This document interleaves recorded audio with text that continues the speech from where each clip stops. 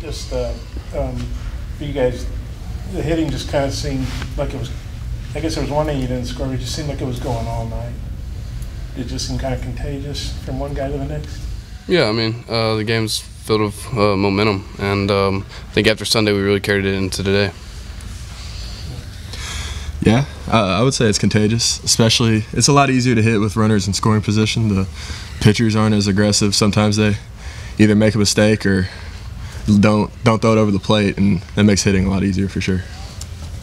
You guys had 32 hits and 37 hits in 2 games. And Dave said, you know, you guys didn't have a letdown, which a lot of teams might have had after such a big win. Kind of what was the key to that when you think about 37 hits in 2 games? I just think it's our approach we had for last Sunday's game and today.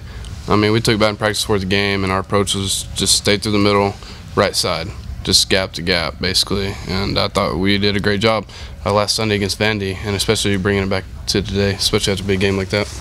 Right. And not swinging at bad pitches and hitting the good ones has been very key. We're not swinging at pitches out of the zone, and we're taking advantage of the mistakes that the pitchers have been making. Isaiah, just kind of what do you think it meant for Connor to kind of, you know, get back on the horse after the rough outing the other day and have a couple good innings? Yeah, I mean, that's big for Connor. Just seeing results. It's a huge part of the game. When you can see results, it's going to give you confidence. Connor's a great pitcher, and he's going to help us a lot down the road. And he's just going through some freshman pains right now. But he's going to be back on the weekend, helping us in the bullpen and everything. And I think it just gives him confidence moving forward in the season that he can do it. And you just see success right now. Nate, I don't know if you realize you're batting .404 now. A pretty good sample size, about 100 at bats, I think. What do you think about that? What's been the key to that? Just keeping the same approach and going back to taking advantage of mistakes. You know, trying to stay off of the pitches out of the zone and trying to hit the ones that are very hittable. And you got a lot of walks, so I think your on base is like over 500 now. You got 16 or 17 walks or something, maybe more. What's the key to the patience? You know, working every day to hunt pitches and see the ones that are just right outside the zone and the ones that are there. You know, whenever you get to 2 strikes, their approach shifts, and trying to fight off the ones that are close and not leaving it up to the umpire is very important. And then of course trying not to get to 2 strikes and trying to hit the good ones. How much do those contacts really make a difference? I knew that was coming. Not as much as a lot of people make it out to be. Seems like it did. What was the difference though when you got those? I mean, the contacts that I had, they got really dry at night, and I mean my eyes still get dry at night, but especially at night they'd get dry and I wouldn't be able to pick up spin as easily. My initial reactions from the pitches weren't seeing the spin very well, and that carried over into, of course, your confidence. When you're struggling and then make that change, I mean, what's it like now, kind of hitting? It's definitely a confidence booster. Being able to relax at the plate, being able to hunt pitches that are, you know, pitches from good pitchers, especially, you know, makes a huge difference. Well, was it your idea to go to the eye doctor, or the coaches, or who ultimately said, "Hey, man, go get your eyes checked"? Honestly, it was kind of a mutual thing. Talked to my dad, and he said maybe just run by the eye doctor, just see if there's anything that's changed. You may not be able to notice anything, but just the little differences matter. Because statistically, you're killing it since then. So I don't know if it's mental. It's got to be something physical, right? I guess some's physical, some's mental. Getting that start after getting the new contacts helped relax me, and having a good day against the opener against Missouri was a big confidence booster. So, guess definitely some mental, some physical. What have you two guys thought about Matt's, you know, how he's fit in and how he's played for you guys? What has he meant to the team so far? I mean, hey, go ahead. Yeah, you go. So I'm a hitter. I want to know that Dave is too. Yeah, he don't matter.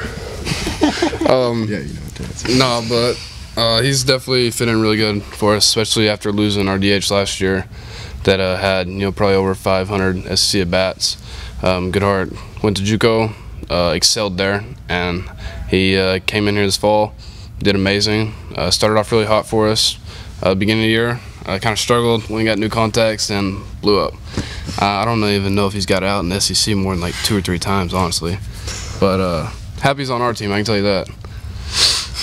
Yeah, kind of like Marty said, he came in the fall and just got to work, and he just came in every day, got to work, got better as a hitter and defensively, and it's carried into this year. And for me as a pitcher, it's always nice having a guy like Goodheart in the lineup where you know he's going to produce runs for you, just like a lot of guys in our lineup do. And so for us to have Goodheart this year, it's been huge. I mean, he's tearing up the ball right now. He can't really get out, and he's helping a lot of SEC player right now. What's it mean for the pitching staff? Dave said Kostishack will be back this week. How big is that for you guys? It's big for the pitching staff. Kasi is a guy that is huge out of the bullpen. He's a guy who can set it up to get to Matt, or he can close a game.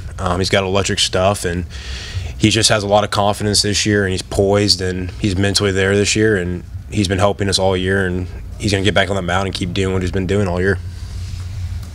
So what do you know about Mississippi State when you faced them in the past, and I guess Mangum and all that, just kind of what they bring? Yeah, Mississippi State's a very experienced lineup. They brought back a lot of guys that they had in their Omaha team last year when they made that run. So they're experienced, and they're going to make it tough. If you're going to walk them, they're going to make you pay for it, and they're going to put runs on the board. And then Jake Mangum, his numbers speak for himself. He's their all-time hits leader at Mississippi State. He's a great hitter. And I'm just ready for the challenge to face him and their whole lineup on Thursday. It wasn't like going 6.5 innings. Did you guys enjoy that? Yeah, it was kind of nice. Definitely nice. Yeah, it was nice. Got homework. I don't do. Just facing Mississippi State and then trying to get off on Thursday on the right foot. I mean, what we need to do? Well, just trying to get that first one on Thursday. Oh, okay. I mean, sorry, I was like lost for a minute. Didn't really hear what you said. Well, we need Zay to go out there and do what he's been doing all year. I mean, he goes 6+ innings every game and doesn't really give up too many runs, too many hits. And I just hope that we can carry the momentum from last Sunday, from today to Thursday for him, and we can produce those runs for him, because it's well deserved. Got anything to say? Yeah, I agree with Marty completely. I think it starts with Zay keeping us in the game, and I think we're facing a good starter Thursday as well, and Zay keeping us in the game is going to be crucial for the game.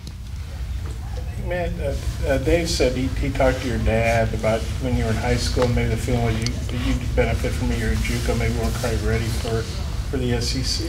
What do you remember about the recruiting and what it meant to you when Dave, I guess, and Nate visited with you and told you, hey, we want you?